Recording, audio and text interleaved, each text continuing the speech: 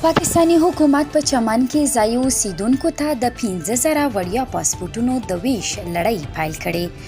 د پاکستاني رسنیو د راپورونو له مخې چې دغه هیواد حکومت ډیورنډ کرښې د څیرمه د سویلي پښتونخوا په چمن کې ځایي اوسیدونکو ته د 15,000 وړیا پاسپورټونو ورکولو د ویش لړۍ پیل کړې ده، خو هلته پرلتوال ورسره په ډیورنډ کرښه ویزا او پاسپورټ نه مني.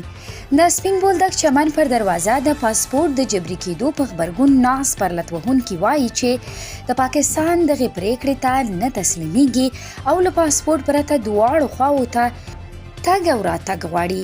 پاکستاني رسنیو خبر ورکړی چې تېره ورځ حکومت په بلوچستان ایالت کې ډیورنډ کرښې ته څیرمه د چمن اوسیدونکو لپاره د 15,000 وړیا پاسپورټونو د ویش لړۍ پیل کړې ده.